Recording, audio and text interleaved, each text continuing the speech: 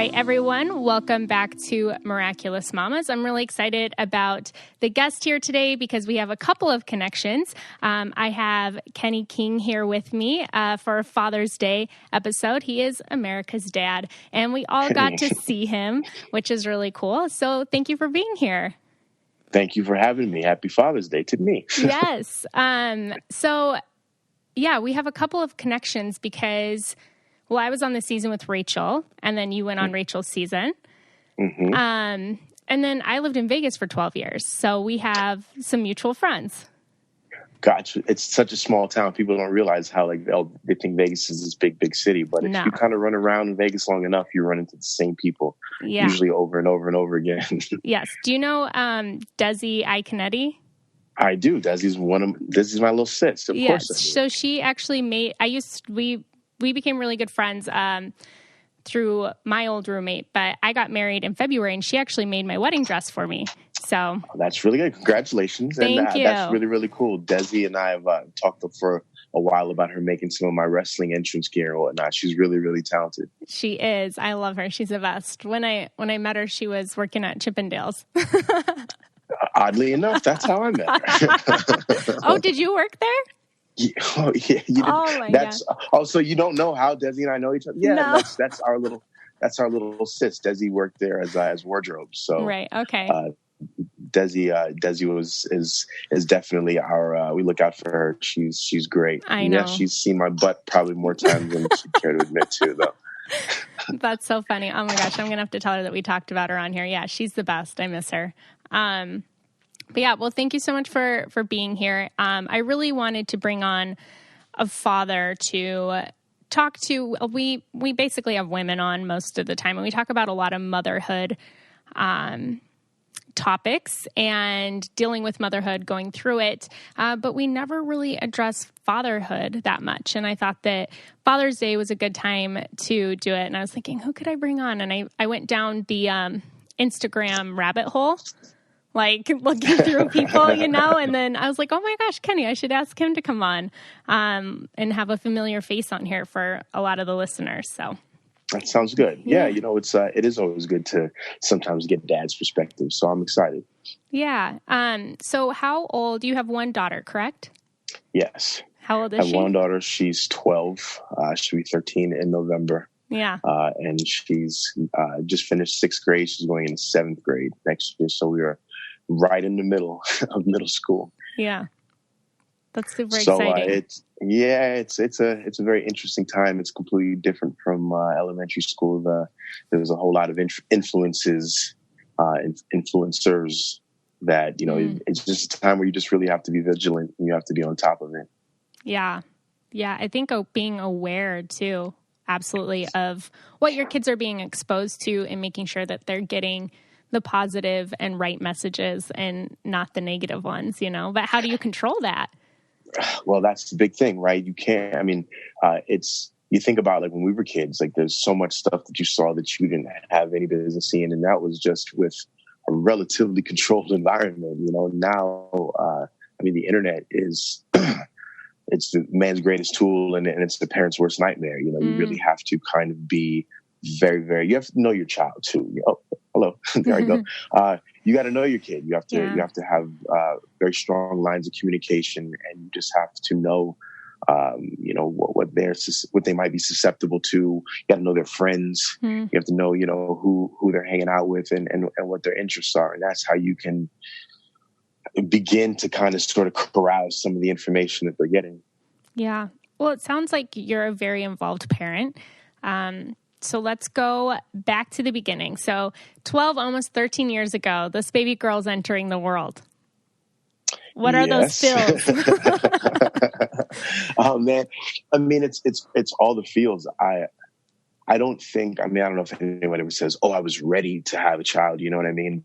But I don't necessarily feel like I was ready. I don't think that I would say that I was a selfish person before, but I definitely lived my life the way that I wanted to live it, how I wanted to live it. If I wanted to get up and go to Europe with Chippendales for 3 months, that's what I did. If I wanted to travel to Thailand or go wrestle for a month or two, that's what I did. So it was just, I lived my life according to my rules. And the minute this beautiful baby girl comes into existence, everything changes. Everything becomes about her. Everything, you can't just disappear to Europe anymore, boy. You better, you're accountable. Every move that you make, you suddenly become accountable on a level that you can't even comprehend before. So, that I feel is the biggest way that it changed my life immediately, was just now that everything is, before I do anything, I think about how this will affect me, which will in turn affect my daughter. Yeah. Mm-hmm. And I'm not sure of the whole history. Were you kind of a single dad then for most of your fatherhood journey? Yeah. So her mother and I split when she was a little bit before she was 2. Mm-hmm. And, the long and short of it was we lived in Florida. She was born in Florida, and then her mother moved to Vegas. I was still living in Florida. And then, 7 or 8 months went by and I didn't see my daughter, and I decided, well, I'm getting the hell out of Florida. So I moved pretty much to Vegas, and it's been we've been co-parenting. I've had joint custody since 2009. So going on 10 years, September makes 10 years. And it's been, that's kind of what it's been. It's been such a learning experience as far as just, and I've had amazing help. My mom, my mom lived out here, and then my sister moved out here. So there's been a lot of learning along the way, but especially with a single dad with a little girl. But so I've had a lot of help. That's awesome. So your whole family then kind of started to transplant. Well, my parents were out here already. Oh, okay. My parents were out here already. And then when I moved out here, and then it wasn't too long after that, my sister and her family moved out. So it was a good thing. I'm very family oriented, and it's really good to keep your family real close. Yeah, absolutely. I feel you on that. How I moved to Vegas, my sister was living there. And then my parents moved, and then I moved, and now we're all spread out again. So I miss that close family aspect, Mm-hmm. For sure. But I have my booze family. Well, it really it really helps out, and it really, it makes everything. You don't feel so isolated, right? When you've got cousins and family that you can at least go take a breath and say, okay, go play with your cousins, things like that. Yeah. Yeah. That's something that I've seen a lot living here, because my husband's whole family is in the Chicago area. So every weekend it's something, but all of the nieces and nephews, they have each other. And he grew up, whenever I talk to him about family, he's like, my best friends growing up were my cousins. That's what he always says, because they were all right here. And he's like, and they kept me accountable, because I knew, you better not get in trouble, because somebody's going to tell your parents, on Absolutely. you. So that's kind of nice. No, it is. It is good, because growing up, that's kind of what keeps you in check, is you don't want, because, nowadays nobody's going to tell your parents, but your siblings and your cousins and your aunts and your uncles sure will. So I think that's great. Mm-hmm. So, I guess, being a father, and it's awesome that you had such a great support system. How have you seen maybe your fatherhood journey change over the last 12 years? Maybe some things that you thought you knew then and now. I'm sure it's a lot, but lay it on us. Well, I think the one constant is that I start to learn how much I really just don't know and how much I didn't know in the beginning. I guess it was just the first maybe 6 months to a year. It was just oh my God, let's just not kill this baby. Let's just keep this baby alive. Feed it and don't lay on it while she's sleeping, and making sure she's breathing at night. And, just those freak out moments, and just those things that I think everybody goes through when they're just trying to care for a newborn baby. And then, once you go through the stages, they start to learn things, and you're like, oh, wow, you can do this. And then once they start to, when they get into toddlers, and now you have to make sure that they don't eat everything or stick their fingers and stuff, and all of that. And, it just grows as they grow. Your journey grows, and the things that you are responsible for protecting them from changes, right? Like, by now she's 12, she ought to know not to stick a finger in the electric socket. She ought to know not to drink anything that looks like cleaning products, but she may not know the dangers of social media. She may not know the dangers of people telling you they're going to do things and not do. So those are the things that, especially now, like, I find myself in a, it just changes, my role changes all the time, where there's things that I want to jump out in front of her to protect her from, but there's also things that I know she's got to take on the chin. And then when she turns around and I'm still here, but I want you to take that one. So that's where I'm seeing my role kind of, it's always evolving. And 12 getting ready to go into the teenage years, I could use all the help and prayers that you want to offer. Perfect. Yes. I feel like whenever you hear people talking about anyone that age, they're always like, oh, they're 12 going on 21, Yeah. Oh yeah. But I feel like she was 9 going on 21. So 12, she's 12 going on like 26 or 27 now. So it's challenging. Yeah. I can't even imagine, because I'm going to have to do it when I parent, but parenting kids with all of the social media stuff these days, because there is tons of positive out there. It does connect people. You can learn. I know I follow some awesome accounts that I feel that I learn from, because I don't really watch the news or certain things like that. So there's accounts that I follow on Instagram that I feel are updating me on current events and keeping me aware of what's going on in the world. But then there's also the ones I scroll past that I'm like, I should really unfollow this person because I don't feel good. Right. Right. I don't want to compare my life to yours because my life is great, and it's nothing personal against that person. It's just, but I can't even imagine raising kids with all of this stuff almost being bombarded at them, it feels like. Well, if you think about it, and exactly what you just said, we're full grown, reasonably adjusted, adults, and still have the ability to feel inadequate by scrolling down someone's social media page just because they're on a vacation or whatnot. And we have to go through those feelings. Imagine what a young kid is feeling like, going through. I tell her, like, it sucks because when I was a kid, when I left home, when I left school, that's when everything stopped, right? We went home and then everything was just like whatever. And if there was any issues and deal with the next day, they have these phones and they go home and it never really leaves them. So they might have to deal with stuff from school or people or bullying or whatever. They got to deal with it 24/7. So and that's the challenges for the parents. You have to kind of, I don't know, we are big about disconnecting. Like if I feel like we're on the phone too much, then the phone comes with me, because there's nothing good comes from any adolescent kid sticking their face in a phone 24/7. Social media, like you said, has its wonderful points, but we laugh and those things that are really funny. But there's also stuff like, okay, you need to unfollow that account right away because just one inappropriate thing leads into 5 or 6 or 7 or 10 others. Yeah, no, absolutely. And I remember reading somewhere like that people are now getting dopamine releases through things like Instagram, through likes or comments or things that they see, interactions on there. So it almost feels to them that they are truly interacting socially, but then yet it's lessening people's social interacting skills.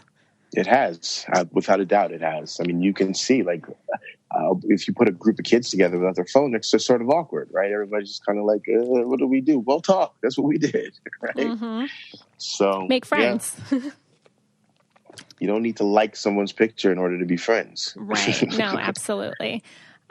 So as she's growing up, what was then dating like for you as a single father, wanting to be a good dad and also want to find something more for yourself?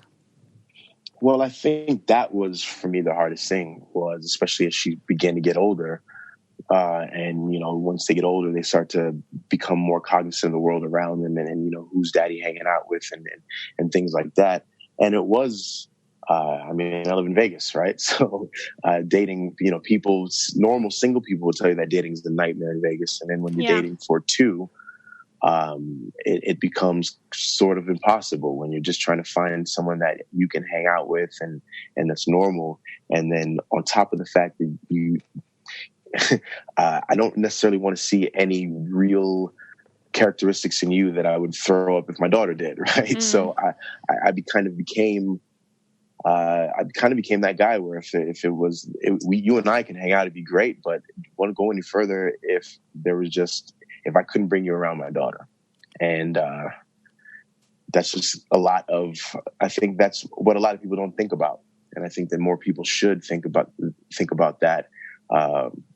Because single parents, it's not easy being a single parent, and I'm not saying that single parents shouldn't date and enjoy themselves and have a life, but the kids see everything, and I think it's very, very, very important for you to date for two, and try to pick somebody who has qualities and characteristics that you would want your child to emulate. So that's why it took so long. Yeah. Well, you had the ultimate accountability system. Right. With a little girl, with my little girl especially. Oh, that's instant accountability. Yeah. I mean, that's kind of nice, though. I mean, it set your standards higher for yourself, but for your little girl, like who is she going to be looking up to? Mm-hmm. Absolutely. I mean, I didn't. We're their. They're role models, but we're their models for everything. We what they see us do and the examples they set. That's how they kind of set themselves up. Whether they know it subconsciously or not, it's what they're doing. So if they see us in abusive relationships or physically or verbally abusive relationships, subconsciously they begin to kind of put themselves in those things. Yeah. So that it was just real important for me to. I just always felt, and I always said to her, all of the issues that you're going to have, daddy issues, aren't going to be them. So, and I took, I just held myself accountable, which is why, I mean, like my girlfriend now, she's amazing. She was a single mom. Her son is 14, and our circumstances are extremely similar.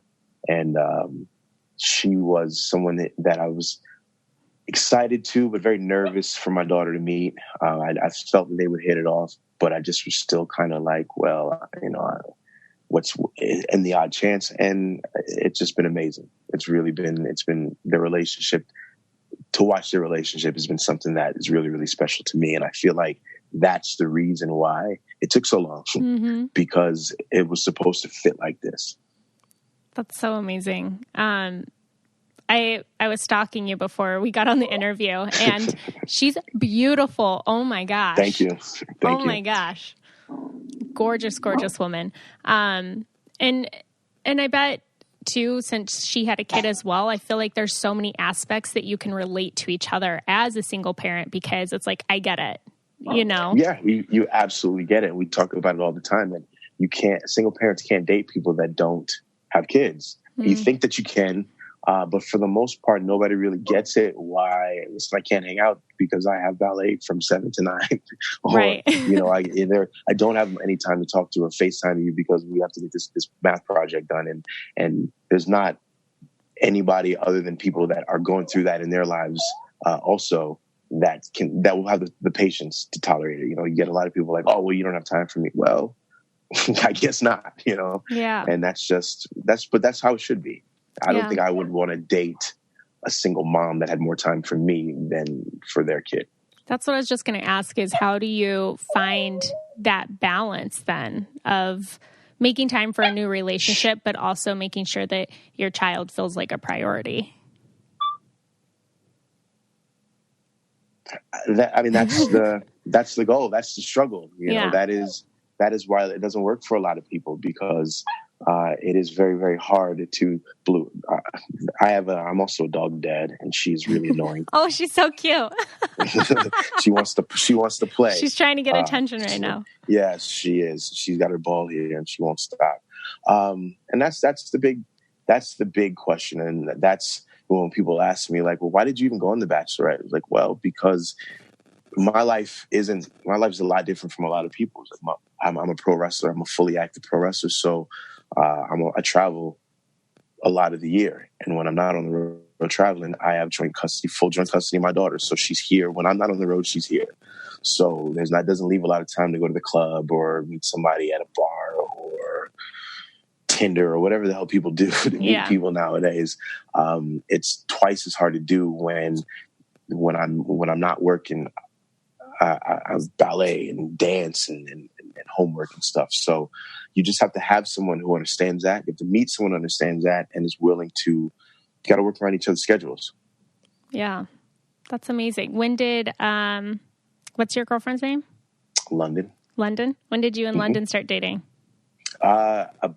We met a week after I got home from Bachelor in Paradise. Wow, talk about timing. Yeah, talk about timing. Well, we met one time before that, before I went to London to wrestle, a month before, and we just couldn't reconnect, just couldn't connect. And then I got home from Bachelor in Paradise, and my friend was like, "Hey, man, let's go out to this spot." And I saw her and was like, "Oh, you!" And that will be a year, the 28th of June. Okay, very cool. Almost a year. Yeah, almost a year. That's exciting. I had met my husband beforehand, and I had liked him, and things just didn't work out. And then after I got back from the show, like, we rekindled and started dating. So, How long did you last on the show? Not long at all. I was there for I think I was like in 2 episodes, maybe. I had like a very interesting experience on there, though. So that's a whole nother thing.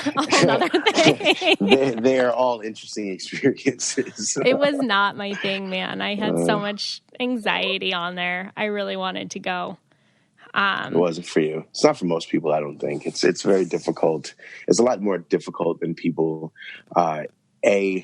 expect, and right. B, they don't give credit for how difficult it really is to maintain in that situation. Right. Well, and I was being told one thing by producers, and I quickly found out when I got there they were just using me for a story, for drama, and I didn't want that.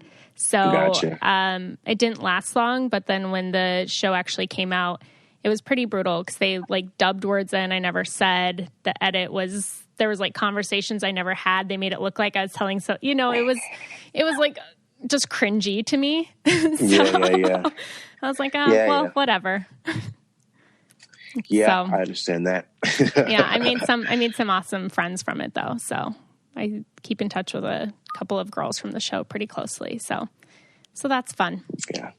I think that's one of the best parts about it is we have a group chat with us, and it's probably about 10 guys that we are. I mean, every day we're pretty much somebody's adding something to the group chat. Like Adam and Raven just got engaged, and we got the Adam was like, "Hey, I just want to let my Rose brothers know before anybody else." And we all kind of knew, though. Like, we knew once that Adam didn't stand a chance once Raven got a hold of him. So yeah, we're all real happy, and Iggy and DeMario are already trying to plan the bachelor party. So that's what I'm taking away from it is these are guys that we kind of all came from different circumstances for a shot at whatever, and we made friends that we're going to have for the rest of our life.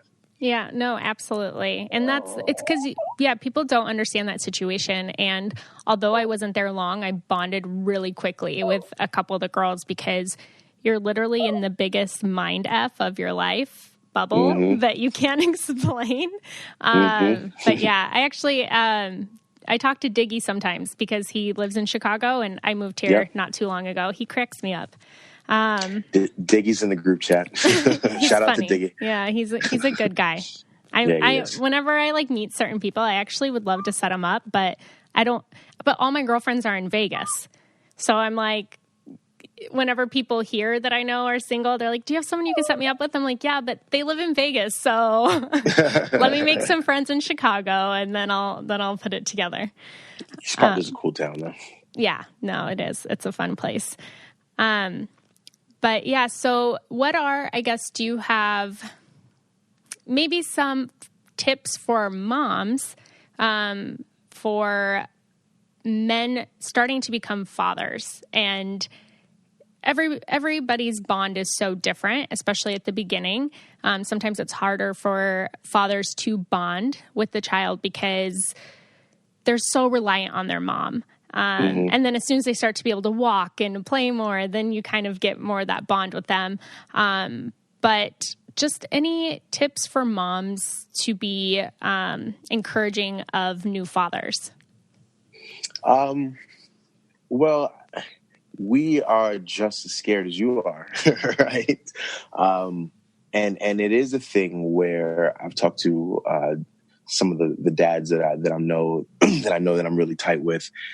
It is a thing where you don't. Well, and I speak for myself. I felt a certain way because I didn't.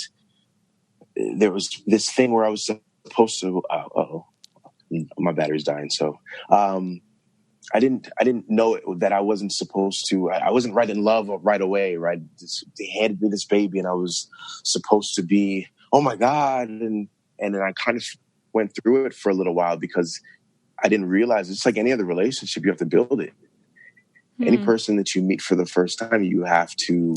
It takes a while to love anybody, right? And especially a person that you are now fully in control and fully responsible for. So there's not just, I would encourage them, there's nothing wrong with knowing that it takes your own time to build that bond. And you're not the world's worst dad if you just don't feel completely attached to this child immediately, because it takes time. I would also say that, we want to find something to do. It is something that, especially, I'm 12 years away from a newborn, but I do remember a lot of things. Like I wanted to help, okay, what can I do? And what can I want me to feed her, hold her, pick her up, do that? We're looking for ways to make your life easier. You carried her for 9 months, you pushed them out. So, we are definitely trying, but it's stressful also because I went directly right back to work. And so we're stressed out too. But I think just the most important thing is just communicate with one another. And it is, and just the teamwork, just work on your teamwork, I think, during pregnancy, so that when there's a baby and both of you are stressed out and scared and not knowing what to do, then you don't take it out on each other. You kind of just rely on your teamwork. You rely on your practice, and then things kind of will go a little smoother. Yeah, I think that's really good advice. What would you say to maybe single parents who either feel like they're in this alone, and it's hard, or would like to get back out there but don't know how? Just any advice, I guess, for single parents listening.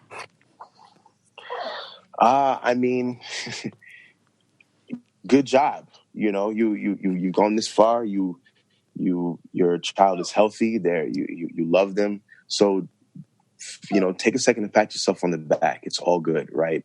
And then just think about two things. I think one, never settle, right?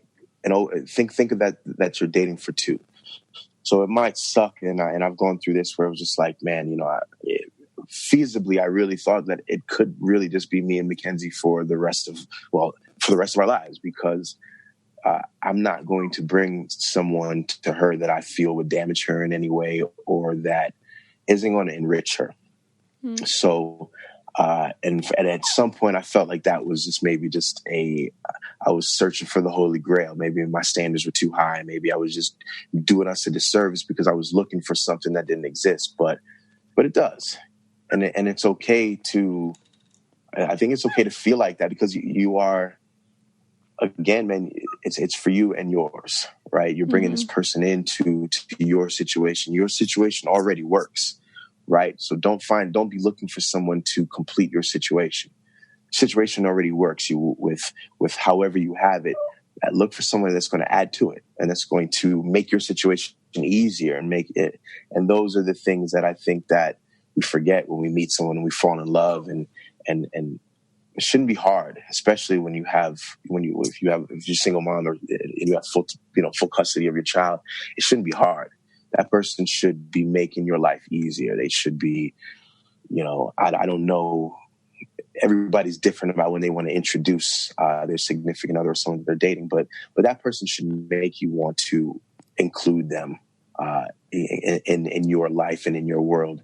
Not think, I don't know how this would fit, or there's all these different things that come up, and usually those are red flags that we don't pay attention to because we like the person. But I feel like, that person is going to fit. So it's tough, but you're not alone, and you shouldn't, and never settle. Just never settle. Yeah. Right? Because you don't deserve it, and your baby doesn't deserve it. Yeah. Red flags can be so easily overlooked when the heart is involved. So you have to have your head and your heart involved, because feelings can be deceiving for sure.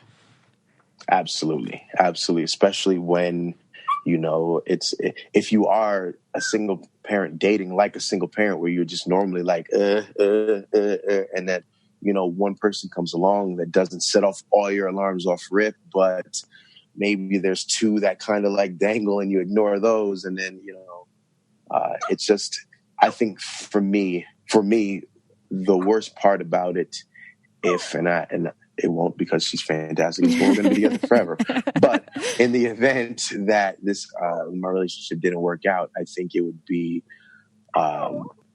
twice as difficult for me because of the relationship that they've built. So that's also what you have to keep in mind, is that if you are Blue, I swear, relax. If you are going to date someone and you are going to want to involve them in your child's life, keep in mind the consequences of them not being around, and that your kid will, they will grow fond of that person, and you're not also dating for two, you're breaking up for two, and there's all kinds of, so it's hard. It's not easy. I wouldn't recommend it to anybody, but it is possible. Yeah. And, everybody deserves to have someone that makes them feel good and reciprocate love and have a good relationship with their child. Yeah. Yeah. I mean, you can tell that you set the bar really high for yourself, which is awesome. 'Cause then you were setting the bar high for your daughter as well. So right. That's really good. I have a question from someone asking, if you were, when you were an expectant dad, do you know of any good gifts or books or anything like that you wish you would have had, or you wish somebody would have given you at that time?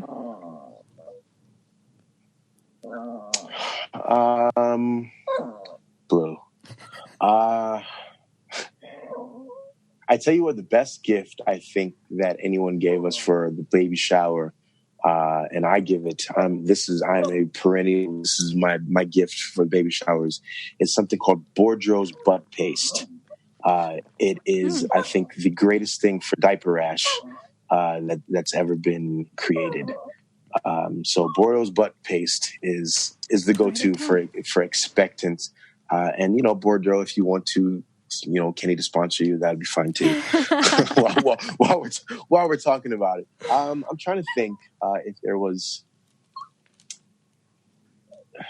I tell you, what? I don't think I was big on reading a lot of books. I just listened to a lot of parents, and I talked to people that I knew that were having kids, and just kind of wanted to get a little head start in the game. And one of the most profound things that I think I've ever heard it comes from a friend of mine, and he's a pro wrestler that looks like he's a wild man, but he's a great dad, and he's very, very smart. But he said, if you want there to be more good people in the world, you have to create one. You have to raise one. And I think that was just, I think that you can, if you create someone with a good set of principles. I mean, we all get stuff from our parents, and we all got what we wanted from our parents, and then as we got older, kind of adjusted it to our own worldview, But I think that if you just encourage your kid with a good sense of principle, just regardless of whether you are religious or not, just the proper set of principles, treat people the way you want to be treated, look out for one another, love people, I think that is just some of the best advice that you can even give, you know, and it starts, and you can tell the kids that don't learn that, right? Right. It's very evident early on, the kids that don't learn, share, be nice, don't say mean things, don't hit kids, just, and you can tell those kids who grow up to be those adults. So, you know, there's no playbook to this. If there was, it would make $1 trillion. Right. So I think you just have to parent the best to the best of your ability. That's amazing Love your advice. Kid and yeah. I love that advice, because the whole reason I wanted to do the podcast is because, so I work as a birth doula, so I'm constantly learning about pregnancy and motherhood and working with clients, but it's so crazy just the shaming that goes on between moms on your birthing preferences, or whether you breastfed or bottle fed, or whether you sleep train or you don't. And I wanted to start this because it's like, it really doesn't matter. Raise good human beings. That was my whole why for wanting to do this. It doesn't matter if you did this or that. What matters is how you're raising your children. Are you raising them to be kids of acceptance and loving? All the things that you were just saying. So I love that you said that, because I think that's what the world needs more of. Tell me, because I'm ignorant, tell me about what is a birth doula? Doulas help women cope with physical and emotional. Well, doulas provide physical and emotional support to women throughout labor and delivery. And we partner with couples beforehand to help develop a birthing plan, which really just in turn teaches you all of your options. And then doulas are there throughout the entire labor process. So you have that support. There's different birthing positions, techniques, laboring positions, pressure points, all these different things, tools that you learn to be able to help your client cope and get through.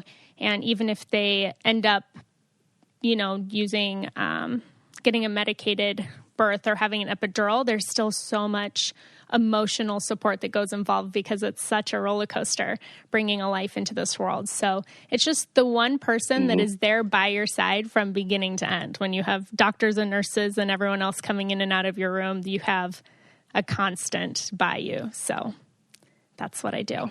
That's cool.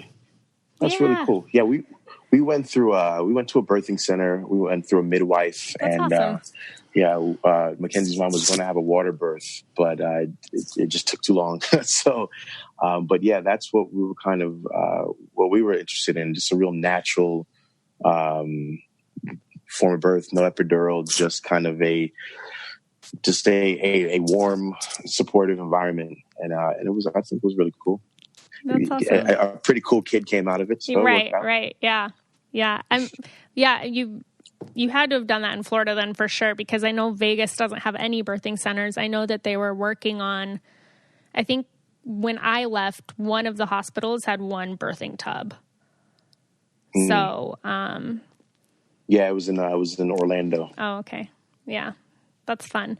Yeah, I love birth, but I mean, just studying it more, I learned so much more about just, the postpartum, and then how hard women are on themselves during that phase, and then how hard they are on each other. And it's also just because somebody's doing something a different way or talking about it doesn't mean you're doing it wrong either. So it's just so easy to get offended in those situations. Right.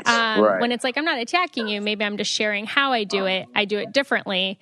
But, you're trying your hardest and you feel like you're not doing a good job. And somebody says something, it's so easy to internalize it and feel shamed. And then, it's just a cycle that it's like, okay, let's just raise good people and know that we are all trying to do the best that we can.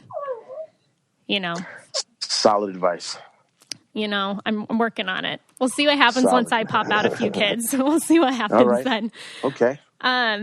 So I have another question, just because this last week was Men's Health Week, and you seem like you're kind of into health and fitness. Just a little bit, yeah. Any tips for that? For dads who are fighting dad bod? Oh man, well, here's the thing, dads.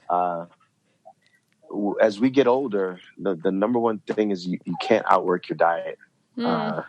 And that was just something that I even had to kind of come to grips with. No matter how many times you go to the gym and no matter how long you stay on the treadmill, you can't outwork a bad diet. And bad diet it's just responsible for so much, right? So I think that it's just really important to stay active, to teach your children good eating habits. Because the food now is twice as bad as the food as when we were coming up. Yeah. And you just want to teach them good, it's okay to eat some foods sometimes, right? Everything in life should be about moderation and balance. So ice cream is okay sometimes, pizza is okay sometimes, but you have to know what green peppers and onions and lettuce and things like that are like too. So I just think that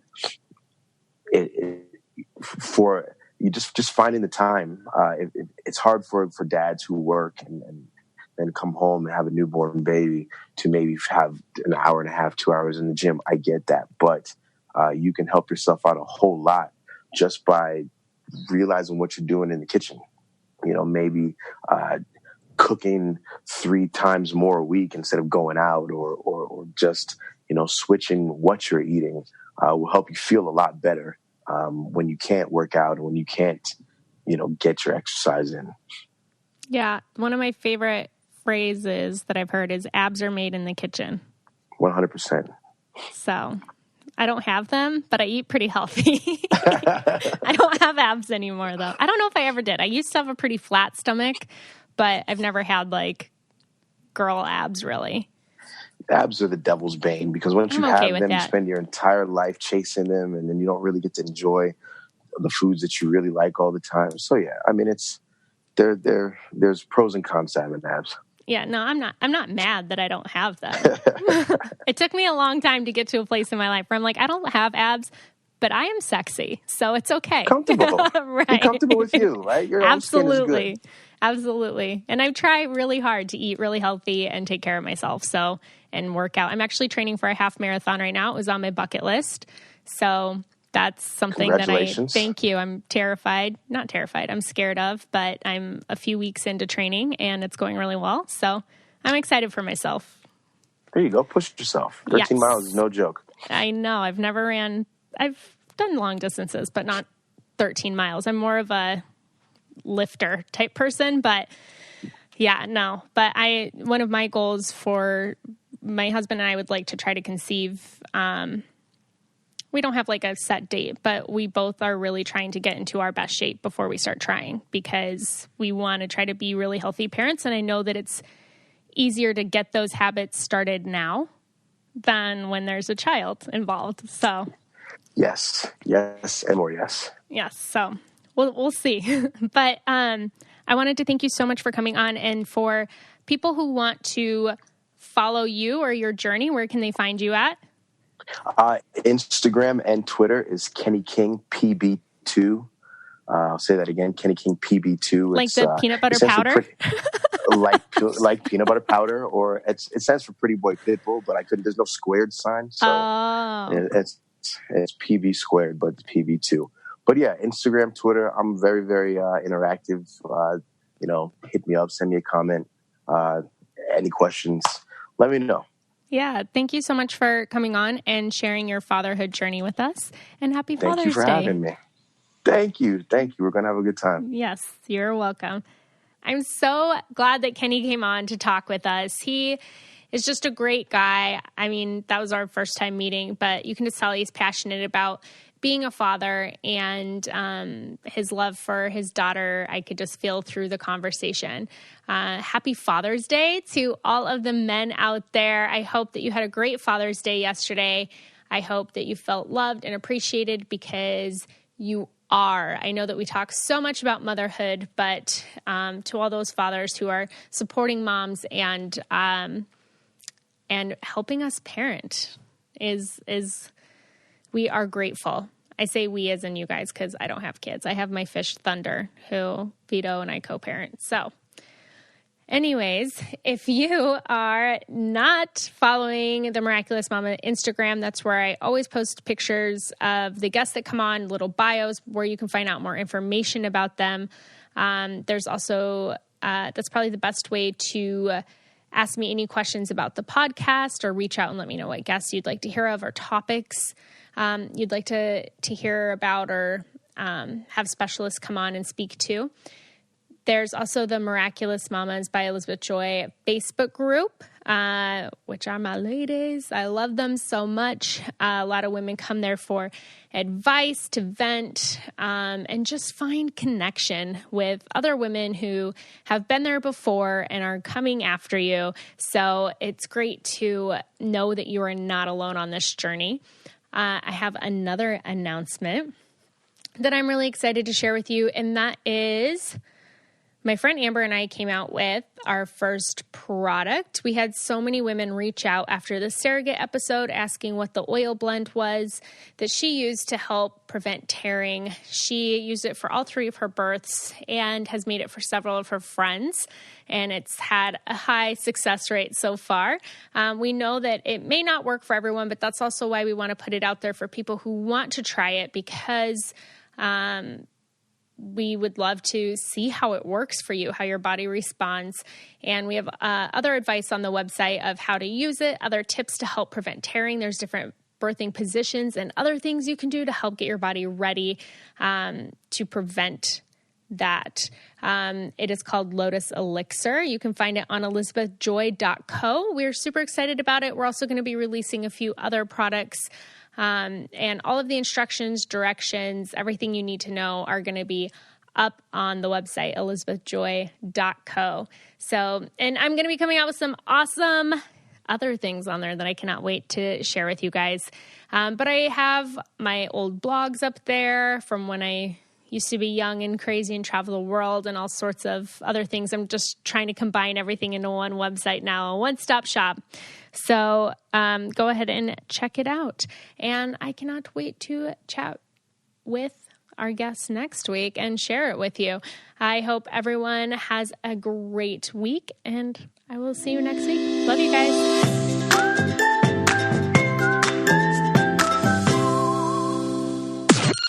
Podcast is brought to you by Wave Podcast Network.